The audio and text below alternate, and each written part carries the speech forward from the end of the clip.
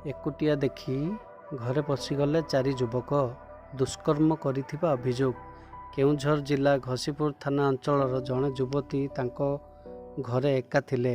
युवती जनक एका थिबार सुजोग नहीं संध्या बेले 4 जण युवक घरे पशि युवती को दुष्कर्म उद्यम करिथिबा अभियोग होईछि।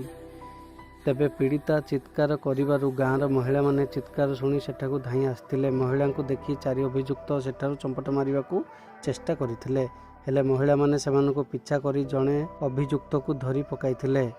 अन्य 3 अभियुक्त फेरार हेबारे सक्षम होइथिले। महिला माने युवक को काबू करी घसीपुरा थाना को फोन करी जणाइथिले। मात्र पुलिस गाँव को जिबा परिवर्ते अभियुक्त को धरी थाना को आस बोली कहिथिला। एहा परे महिला माने अभियुक्त को धरी थाना को जाइथिले। अन्य पक्षरे घसीपुरा थाना पुलिस पीड़िता को डाक्तरखाना पठाई चिकित्सा करिया परिवर्ते दीर्घ समय धरी जेरा करिथिला, जहाकू महिला माने विरोध करिबा बेले पुलिस महिला को दुर्व्यवहार करिथिबा अभियोग होईछि।